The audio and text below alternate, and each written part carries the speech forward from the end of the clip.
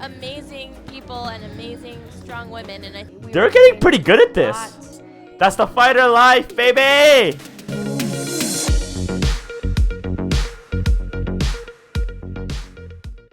What is up, guys? John here, aka Bruce Lee. Today we're looking at a different kind of video. This one is named Women Train Like UFC Fighters for 60 Days. So the way it works is that for the first time they're in the MMA training. At the end of 60 days, these two friends are going to do a showdown sparring match and fight each other. What I'm hoping that this video will show, and I'm going to add some commentary of my own of like why they're doing certain things or how they're doing it or kind of like the mindset behind it. But what I'm hoping that this will do is really open people's eyes to what it's like to get into martial arts for the first time nowadays. So that's boxing, MMA, karate, Muay Thai, whatever it is. Yeah, you know what I mean? Like I'm really hoping that you know there's some struggle, there's some intimidation that comes with it, but it's a whole lot of fun, and there's so much to be learned and to grow from. So let's see what they get up to. Hey, I'm Michelle. And I'm Jordan. And we're gonna be UFC fighters. No, we're not, but we're gonna try. Well, we're gonna train like them for 2 months. Last October, when That I was makes walking sense. home, I was mugged at knife point. I'm doing this that's because scary. I want to overcome that fear. And whenever I'm faced with a life-threatening situation ever again, if it happens, I want to be mentally ready for that. have you ever been scared? I actually like what she said there, guys, because she didn't just say like I want to know what to do in the situation. She also said I want to be mentally prepared for that, which is a big difference in statement in my opinion, because she has it right on the money there, right? It's not like even if you did know all the moves to get out of that situation or safely, like if you're just frozen on the spot or if you don't have the mindset to kind of like protect yourself and do something about it, like you might not. Scared for your life in a fight? No, not really. I think that this is going to be able Interesting. to kind of empower us a little bit more and instill more Yeah. confidence in ourselves. I think another Empowerment and confidence are probably the biggest byproducts of most martial artists. Male, female, doesn't matter. Young, old, kid, adult, doesn't matter. Confidence is definitely a very common byproduct of martial arts.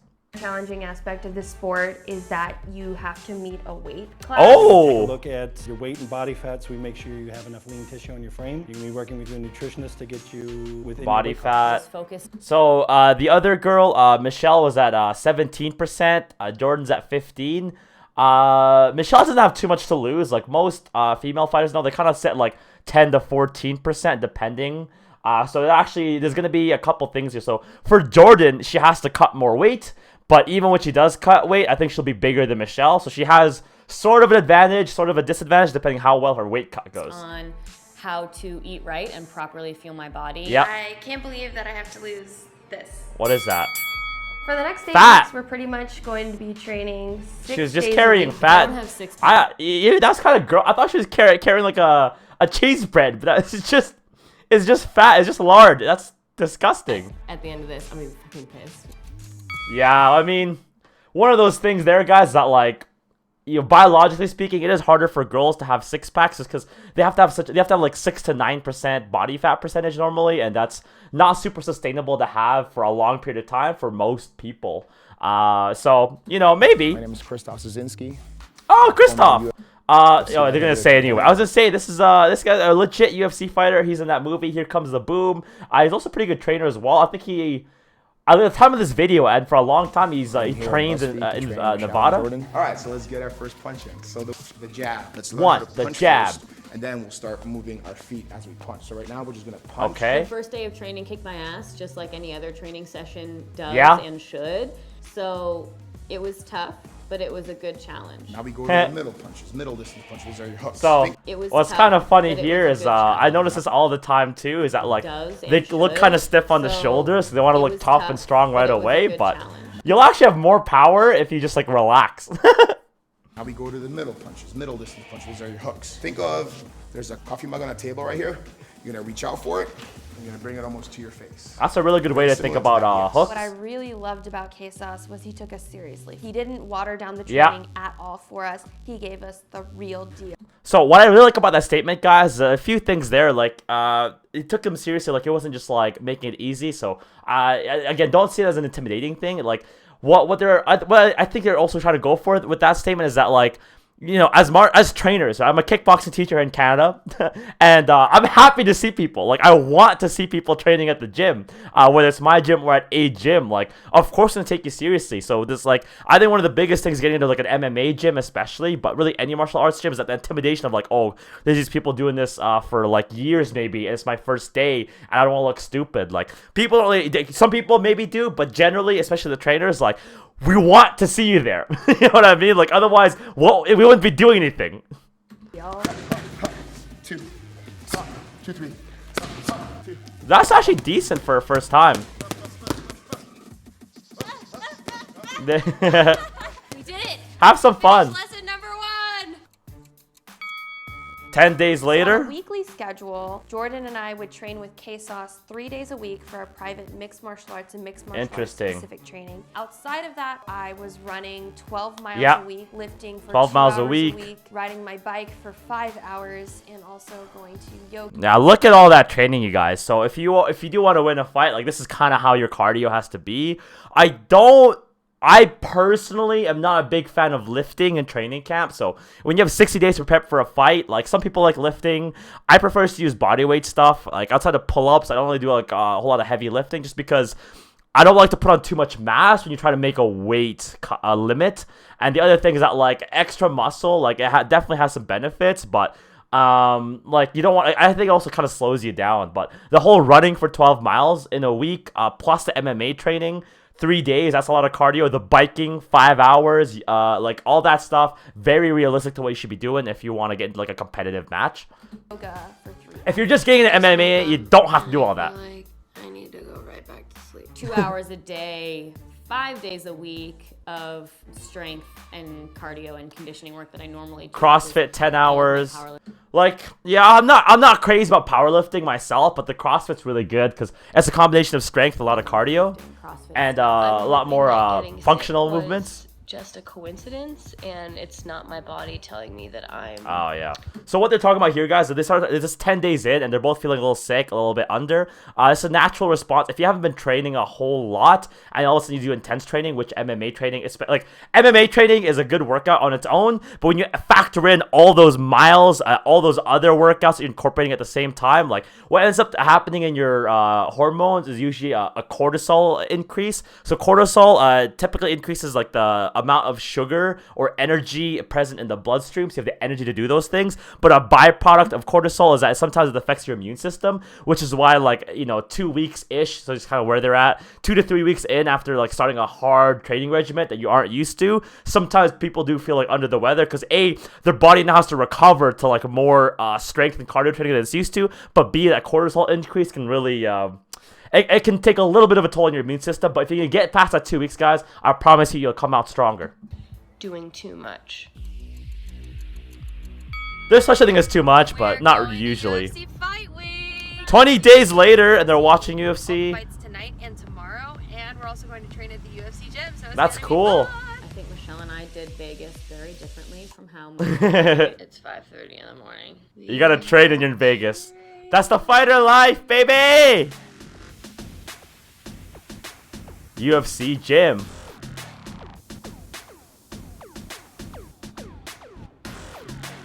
I think it is cool they're watching the UFC event, though, too, and going to the UFC Gym, because, like, it's a proven thing, guys. If you want to improve your martial arts, watching people do it is a really good way for you. Like, your body learns by watching as well. Even if you don't 100% grasp or understand everything you're seeing, subconsciously you're learning. And sometimes consciously, of course. So watching and being surrounded by people who are good, who want you to see you improve, in any sport, like, of course, that makes sense. It's a good slam. It was really cool. They're pretty It was our strong. first time in a UFC gym, and it was kind of a different environment. Getting to train I've at been in the UFC gym once. The Octagon was so awesome because Their I felt equipment like is so our ultimate cool. goal of becoming a fighter was just becoming That was a good reversal that she was practicing. I had seen the UFC fights on TV before, but seeing it live for the first time got me so much more That's amped cool. than I thought it was. You can see the blood flying off Ugh, people. You that's can gross. Hear the bones cracking. Within minutes. People's bones aren't cracking that much in the All of UFC. these knockouts, and I just got so excited. Not that and much. So amped up. So the plan was for us to, you guys were gonna fight me. Yeah. All right, we're gonna spar against each other in our final competition. What are you guys gonna spar against each other? Interesting. Yeah, I like that a lot. So in like the show, the Ultimate Fighter, that you have to surround yourself with the person you're fighting the whole time. It's like kind of awkward, but kind of cool as well. You know, like you have to fight your friends. So in the Ultimate Fighter house, like you have like you're living and training, and like seeing the person you have to fight or the person that's beat you or that you've beaten for like 60 days in a row. It's kind of weird like that. Finding out that Jordan and I were going to spar each other in a finale fight. Oh, they didn't know. At first. So you guys get to cage each other and punch each And other. so when we found out that we were gonna Wow. fight, I was excited. It gave me a very specific end goal, and I think She's when you're excited working towards to a beat up her specific goal, friend. It's a lot easier to put the work in. 25 Our days. first workout for week 5, and we sparred each other today. For the first time. Okay. We punched each other in the face. Yes. See, look, sparring's not that bad. They got smiles on their faces. I promise, it's not that bad. Especially when you have a good partner. When you have like a dickhead partner who's just trying to beat you up, that's not cool. But when you have a good partner to train and learn with, like it's good times. And I cried. It was one of the Oh, she most cried, hey? embarrassing things that's ever happened to me. I had a really hard time seeing sparring as fun and dissociating it from an actual confrontation Interesting. in my past. It just like blows my mind how like Wow. last week we're in Vegas watching these girls just like beat the shit out of each other and they're not crying. You know what? That's like, there's a lot to unpack there potentially. So obviously some of her past traumas or past confrontations are tapping into her emotions here, which is absolutely understandable. And you know, crying after the first time sparring is total like. You know, obviously I won't name names or anything, but I know a few people, guys and girls, who have cried after their first time sparring. I see people spar, had a bad partner, never come back. Like, it can absolutely be daunting to spar, you guys. And I think a big thing is that, like, especially in the civilized society that we have today, and what I mean by that is, like, we don't have to, like, fight and, like, hunt for food. You know what I mean? Like, it's like you just go to the grocery store. And so, like, the kind of the pain impulses that you feel in today's society a lot of the time are emotional, or like you know, when you take physical pain, a lot of it's like you know, you get injured sometimes, or like you kind of take like a labor intensive toll on your body from work if you have an active job or an emotionally stressing job. You get aches and pains, but like that pain is not the same at all as getting hit in the face or having someone elbow you or knee you.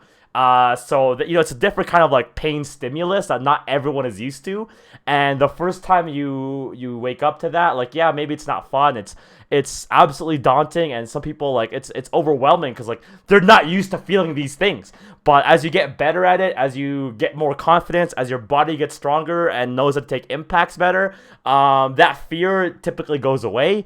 So guys, if you ever want to get into sparring, or you're waiting or hesitating to get into sparring, the first few times have a potential of sucking, but you'll learn so much and you will have fun. There's a light at the end of the tunnel, I 100% promise you. It doesn't ever really go away. You just have to learn how to manage it. That's true. I want to be like that. I want to be fearless.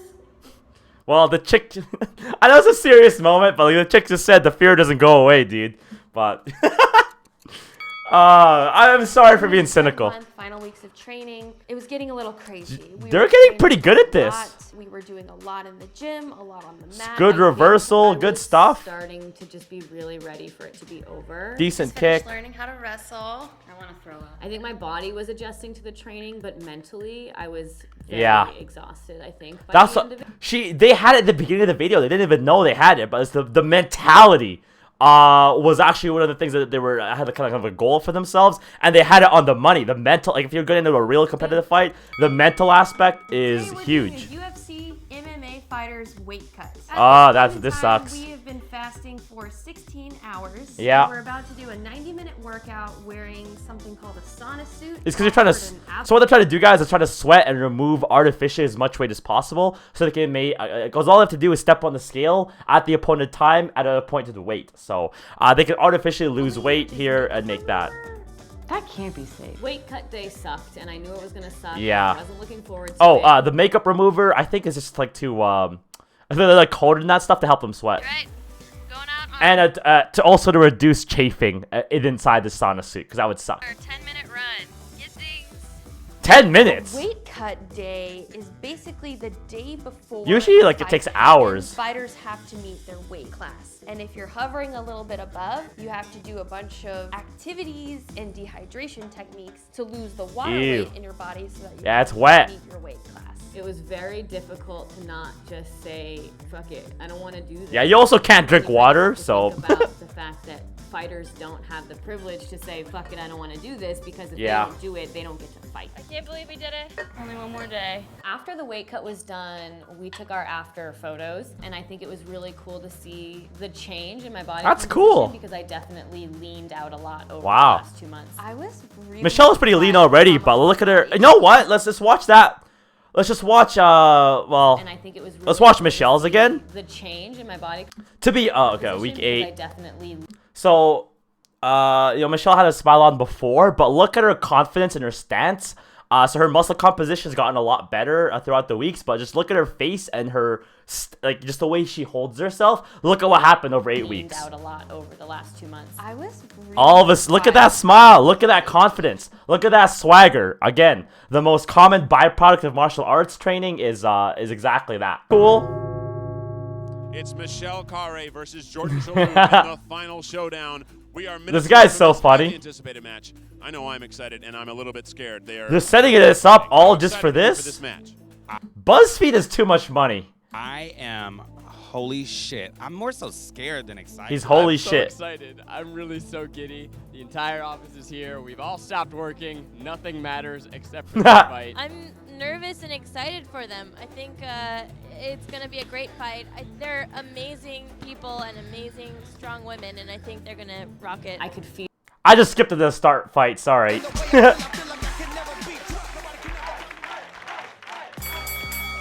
Here we go. Touch gloves, sign of respect. Michelle's backing up already. It's a good front kick. The first minute of the fight was kind What? of Just crazy play the fight. Michelle and I both experienced what they call the adrenaline dump. You just Yeah. like go. So the adrenaline dunk means that, like, it's especially for newer fighters, when you get in there, your heart goes from like resting to 100% right away, because adrenaline, like, it's a literal fight or flight mode. And then what ends up happening is that, like, in the first minute or sometimes 90 seconds, the adrenaline runs out and then you crash. It's like a caffeine crash, like, but like 10 times worse. Blind and adrenaline surges through your body, and it's like I was this uncontrollable fighter. She was a little wild there. The hardest because she would have the most energy. I just tried to like stay as calm as possible and use. It's not a bad the best idea. combinations I knew, because I knew that rounds 2 and 3 would be very different for her. She has a really good. Michelle's got a good point there. Like, when you have someone bigger and stronger like that, like, yeah, they have a lot of advantages. But if they let them punch themselves out in the first minute, or the first round, and they have that adrenaline dump, Michelle's gonna have a really good time in the other rounds here. And Michelle's going a little wild here. Like, it's great that she's stepping forward, but she's throwing a lot of things that, you know, if you watch closely again, like, she's throwing a lot of things that weren't really gonna land or didn't have like a great effect. So it's not very efficient. First round done. Second round was feeling better because I think we were both getting. Yeah, see, look, all of a sudden, slowed things down. she couldn't press in as much. I'm exhausted already. Maybe I should scale it back. Yeah, that's really good. Like, if I was in Michelle's corner, I'd be focusing on those front kicks a lot more, knowing that Michelle's gonna try to push in. So that push right there is called a teep or a push kick. Really, really good against a bigger opponent to sap their energy. We've done this before, but never in front of an audience. This is what a lot of fighters, Nice. in particular female fighters, go through. All of these audience members, Female. none of whom have potentially ever done any MMA whatsoever, are critiquing you. Like, oh, well, she should have swung here than like taken this person down when. No I mean, shit, it's just, girl. I don't know if that's a woman thing or like that's just the nature of being on the public stage. But I mean, I'm not a woman, so I really don't know. But I think that was I don't know if that's like 100% accurate. Okay, let's see you get in the ring and try to do that. But that she has a good point there. That's the thing. Like, everyone wants to judge. Everyone wants to give advice. Everyone thinks they know better. But until you step into the ring yourself, like, you know, you really don't know. Again, is that, I don't know if that's just a strictly female thing though. But I mean, whatever. It's a good jab Last cross. round, I kept telling myself 3 minutes and Good it's front over. kick. 3 minutes and it's over. You can do anything for 3 minutes, so I tried my best, but I was tired. You gotta throw other things in front kicks. I thought that I was doing really well in the 3rd round. I told myself before the 3rd round just to go back to basics, and that seemed to work really well for me. Yeah, I mean, you'll see this all the time, guys. Like, this is the greatest fight. Like, one of the people I follow a lot is Sidichai Setsongpinong. He's in Glory. He was a champion for many years, and he didn't do, like, 800-degree spinning kicks. He's super dominant because his jab cross, which is the first combo you learn, was extremely effective. And his, like, left roundhouse, which is, like, the second kick you learn after the front kick, is very effective. And he just does it with, like, expert timing and precision and conditioning. So, yeah, trust the basics, you guys. Trust the basics. See, I actually think Michelle might have won this. Those are cheers of joy, guys. Ladies and gentlemen, in the first round, Jordan took it with a score of 10-9. That makes sense. Like, she was pressing the action. Even though I didn't think she was super efficient, she was definitely doing more damage, just more work. In the final round, 10-9 went to Michelle. Yeah, by that point, Jordan's just way too tired. In the second round, both of you scored 9, 28-28 final. That's rigged. That's rigged. That's rigged. Boo. Dude, no one likes a draw. No idea who won the second round. It was even to me. I really don't know. Christoph, don't be so nice. Scored really well on both sides. I had to give it 9-9. They were both even on the second round. I went into this challenge wanting to be able to be stronger because I had been physically assaulted and I wanted to have skills to prevent that from happening again. I wasn't expecting to be forced to face a lot of mental fears that I had. That's interesting. Carrying that I like knowledge that. with me now makes me feel more confident in my body. Look at her smile. I think you can only go into a fight with so much planning because there is this unpredictableness of your fights are chaotic as hell. Like, don't assume you'll be able to get a rhythm or predict everything that happens, because you're gonna have a bad time, because when things start going not the way you planned, you're gonna freeze up.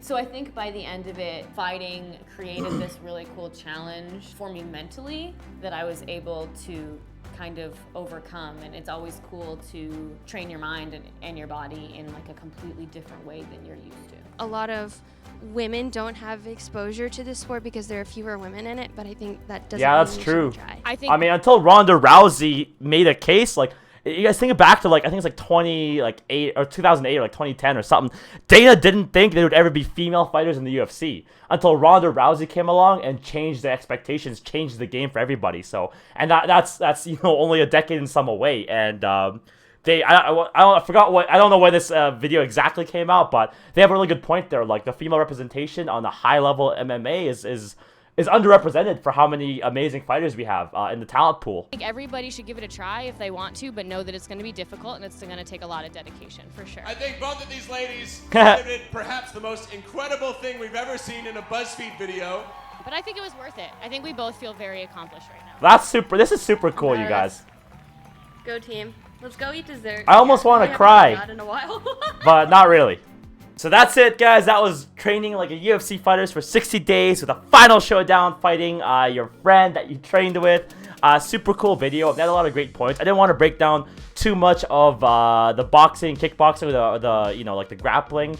They kind of had like quick shots. Like, they were, suffice to say that they were pretty good for 60 days of training. Like the punches were pretty decent. The kicks were, definitely had some work to be done, but for 60 days, can't blame them at all. The grappling, I don't think, ended up like becoming like a big part of the fight at the end. I'm not too sure why, but they had boxing gloves, which means I didn't expect any actual like UFC or MMA style grappling to happen, because like your hands are in gloves.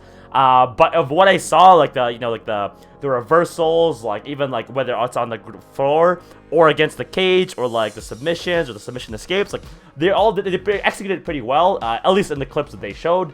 I don't think it was a tie though. I do think Michelle won the second round. So Jordan was she was pressing up against her in the first round and the second, but the first round she definitely won. But then Michelle, I think, yes, she was giving up a lot of ground in the second round, but I feel like she's getting better at the exchanges, because like even though she threw less, they were more likely to land, because Jordan was just like walking into those front kicks quite a bit. But the thing is, it's hard to say because they didn't show the full fight, because I think they wanted to keep the video a little bit shorter. So it's hard to say. I don't think I'm not saying they did a draw just to protect people's feelings, but it does bother me to get a draw at any point. So I would say, yeah, let me know. Comment below who you thought won based on what you saw there, regardless of your experience level. And because I'm curious to see. I think Michelle won, but maybe some of you guys think Jordan won. Maybe some of you guys think that the tie is fair. But yeah, it is what it is. Super cool. And just wrapping up statements here, guys, is that martial arts is an amazing sport to be in, and it can be scary. And they did say there it can be difficult and grueling, but just because you want to get into martial arts doesn't mean you have to get into the ring or get into like you know, in front of an audience and fight in 60 days. Like, you can go at your own pace and learn what you want to learn. And that makes it less grueling if you don't have to cut weight and stuff like that. And it's a good way to get into shape. It's a good way to become stronger physically. But I think the biggest thing that you're going to get is you'll become stronger mentally.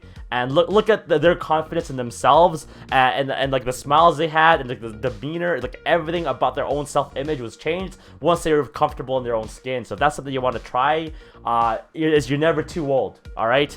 I trained people anywhere from like 12 years of age to like 65.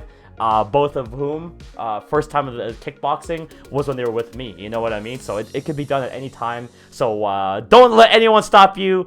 Do your thing. Get in the gym. Stay healthy. Stay safe, everybody. Bruce Lee will sign off. And I'll catch you later.